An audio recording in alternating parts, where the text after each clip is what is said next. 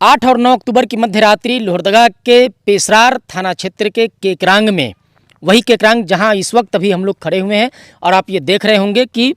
केकरांग गांव का जो बोर्ड भी लगा हुआ है। इधर में आप देखेंगे तो वही जंगल पहाड़ है और हम लोग अभी जो है पेशरार और लोहरदगा वाले रोड के किनारे खड़े हुए हैं। आज हमारा जो यहाँ आना हुआ है उसका मुख्य उद्देश्य ये है कि 8 और 9 अक्टूबर की मध्यरात्रि में आदिवासी परिवार के 3 लोगों की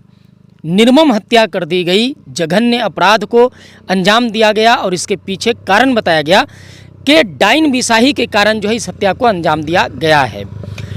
इस हत्याकांड के बाद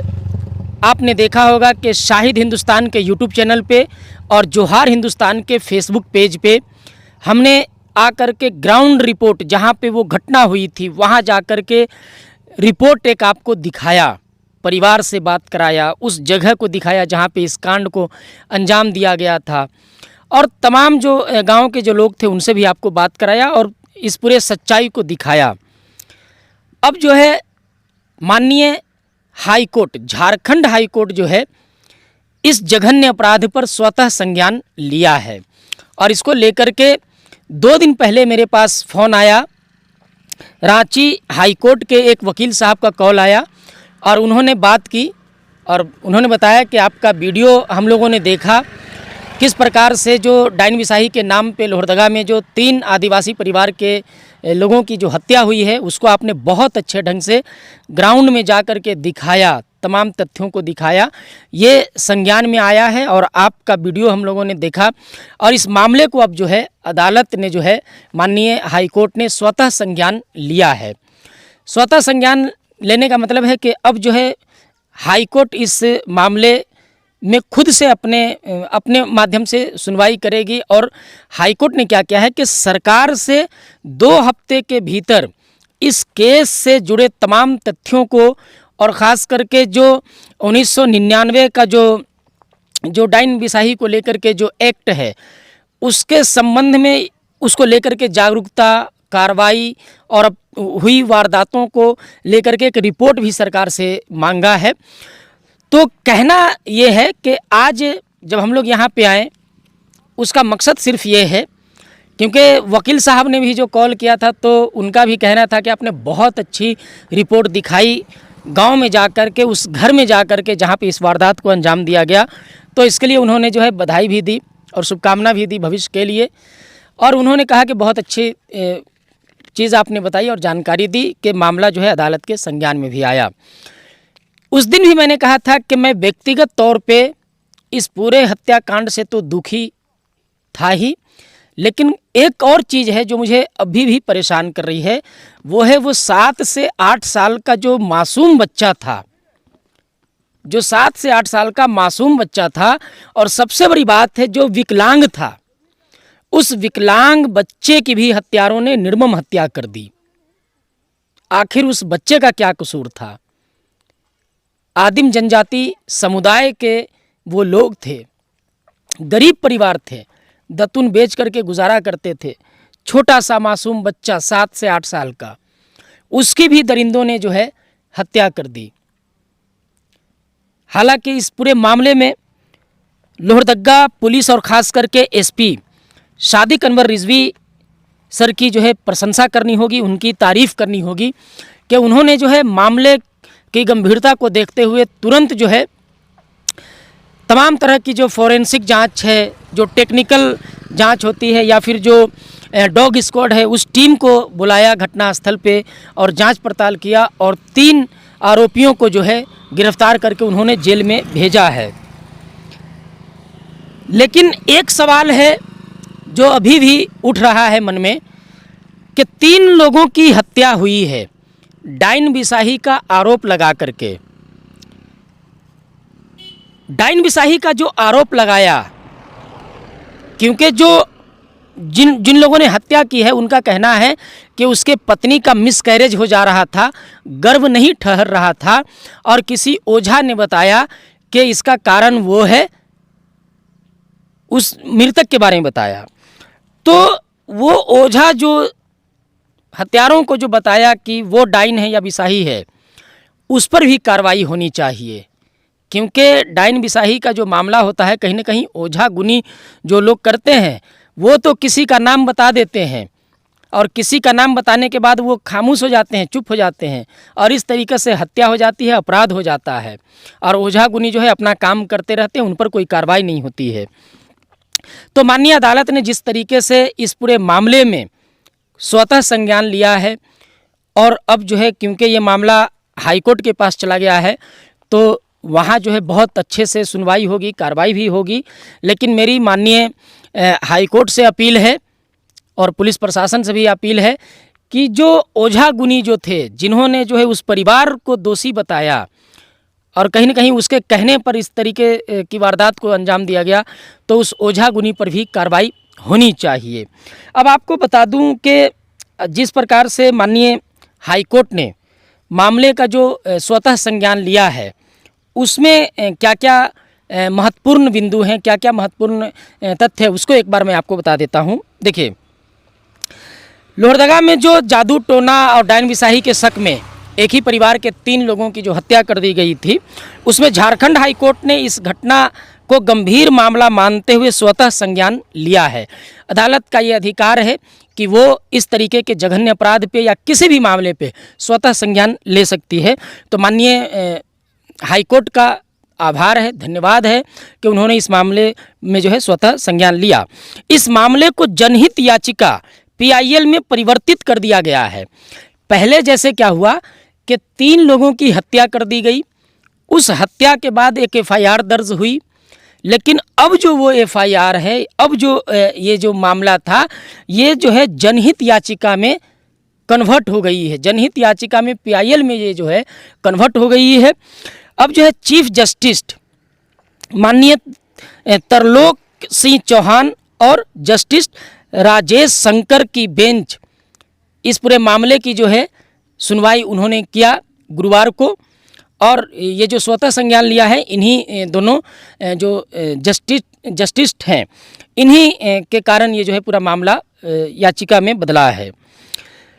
कोर्ट ने राज्य सरकार को 3 सप्ताह के भीतर विस्तृत हलफनामा शपथ पत्र दाखिल करने का निर्देश दिया है।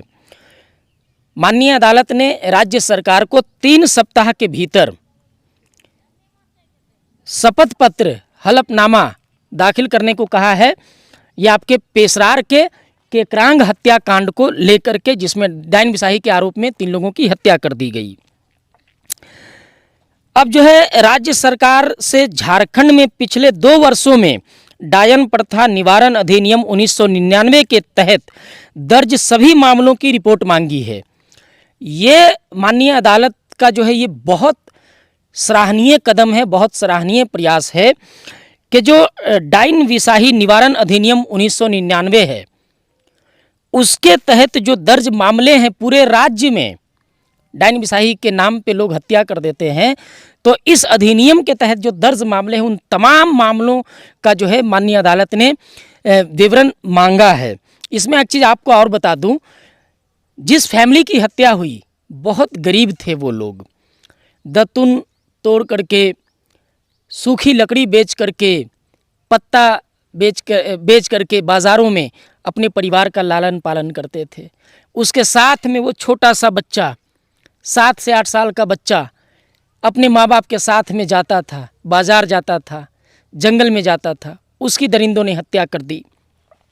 और कहीं ना कहीं इस तरीके की जो डायन बिसाही के नाम पे जो हत्या होता है उसमें और भी कई मामले होते हैं। लोग ज़मीन हड़पना चाहते हैं, डायन बिसाही का आरोप लगा के मार देते हैं। तो इस तरीके के बहुत ऐसे मामले हैं।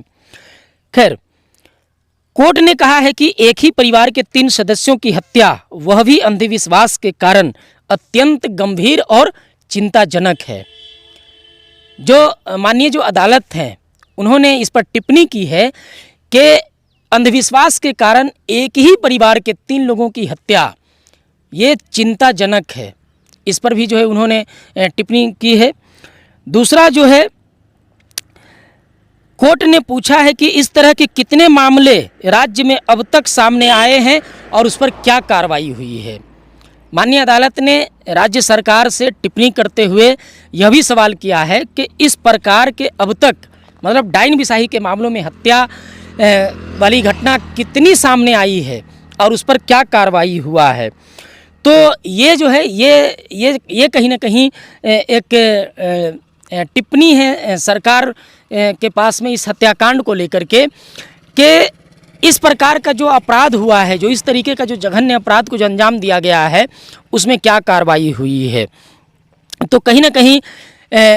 पेशरार के केकरांग का वो मामला जो अब माननीय हाईकोर्ट के संज्ञान में गया है, उम्मीद है कि अब जो है पीड़ित परिवार को न्याय मिलेगा